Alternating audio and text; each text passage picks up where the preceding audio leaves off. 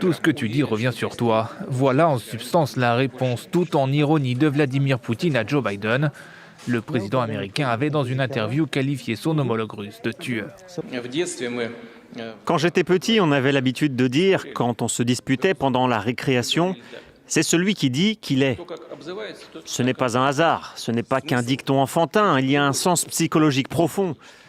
Nous voyons toujours nos propres traits dans ceux des autres et nous pensons qu'ils sont comme nous sommes en réalité.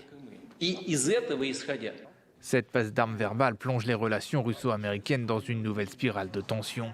Le Kremlin a immédiatement rappelé son ambassadeur pour des consultations.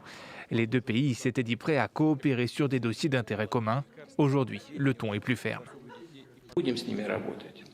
Nous travaillerons avec les États-Unis, mais seulement dans les domaines qui nous intéressent et à des conditions rentables pour nous. Et il faudra qu'ils l'acceptent. Dans une interview à la chaîne ABC, Joe Biden a adressé un discours de fermeté envers la Russie qu'il accuse d'ingérence dans l'élection présidentielle américaine de 2016. Alors quel prix doit-il payer? Vous verrez bientôt le prix qu'il va payer. Le contexte était déjà tendu. Début mars, les États-Unis ont sanctionné 7 hauts responsables russes en réponse à l'empoisonnement d'Alexeï Navalny.